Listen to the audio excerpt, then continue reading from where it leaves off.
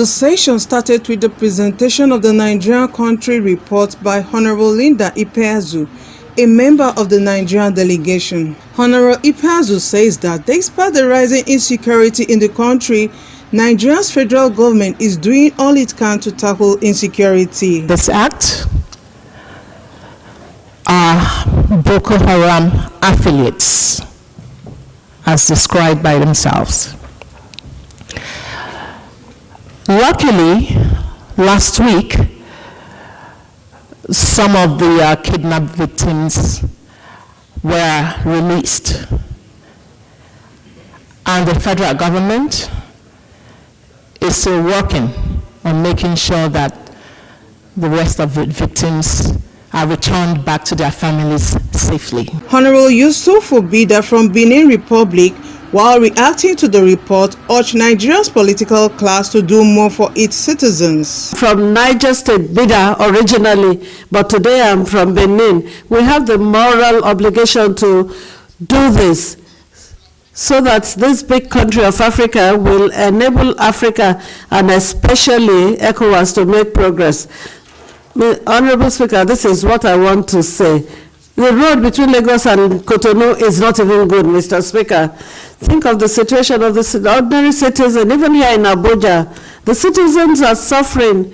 There are two societies. There are those right at the top and those right at the bottom. And this is not fair.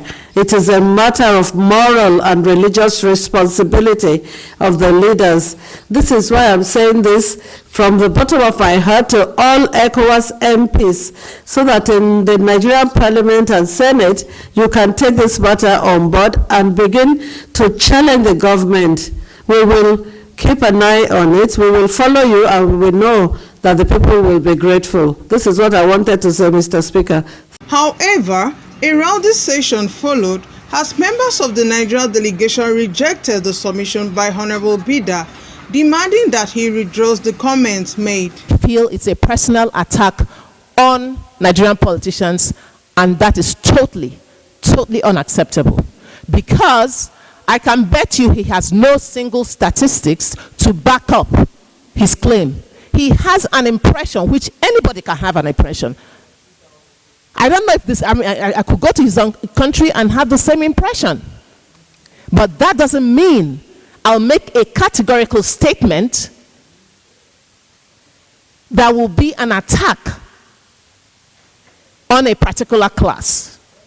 So I will suggest that in this parliament, in as much as we need clarifications from other countries, in as much as issues will be raised, I will suggest, and strongly so, Mr. Speaker, that attacks on people, on countries, and individuals should stop as of this moment.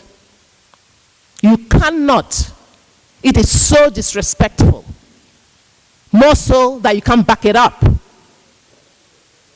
So we will not, as a country, take this from any, and I mean any, member of the community. Thank you very much. It's language of debate. You cannot speak foul language because you're parliamentarian. Except if I'm reading wrongly. We should not take things as if we're not coming from somewhere. We all have our basis. And in language of debate and rules of debate, decorum is one. Be it you are speaking for Nigeria, America, wherever, that has to be respected. And this, we are talking about a country. Whether I'm a Nigerian or Nigerian, if this thing is coming on to Sierra Leone, Ghana, I will behave the same manner. I'm supposed to protect all as a presiding officer. Fortunately for me, I'm a presiding officer in my country. So I'm not handling anything new. It's not an assignment for me.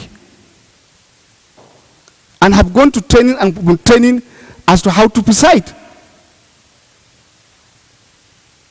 When you vent at me, pushing as if this is a riff rat, I'm not a riff rat. And I want to take it that, please, that respect has to be there. That I'm here, I'm supposed to guide these proceedings. I'm supposed to guide the proceedings. And if things are not going right, then what am I supposed to be doing? Am I a robot? I'm not supposed to be a robot here. Whatever has happened has happened. I think issues have been raised, concerns have been taken, and we just have to make progress.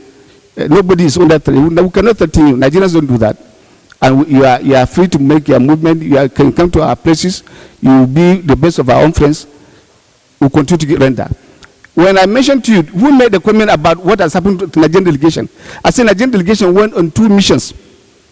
Our refund has not been given to us. It's not supposed to concern you. Who has made comment about it? Maybe because we have excess money. With this, I want to thank you, every one of you that have contributed, except for other interventions in other areas. Otherwise, we'll lay the matter to rest, we'll make progress. More drama followed as Honorable Bida stood his ground, accusing the Nigerian delegation of abusing his privilege, saying he is being threatened following an honest submission. On the Parliament, you ask an MP while he's in the auditorium to apologize because he's making a passionate appeal. He's asking his colleagues to work to improve the quality of governance. I did not accuse anybody here, nobody. You spoke to say that I accused the political class and the businessman, and I said no. I said I asked the politicians of Nigeria to ensure that the quality of governance, so that the people that we represent have a better life. That's what I said, and I'm MP. And I benefit from the principle of responsibility. Look, we're all MPs here. I have no intention of going against or attacking anybody here or any country, never. It's either we're here to work or we're not. And each person is at home. But we cannot be here.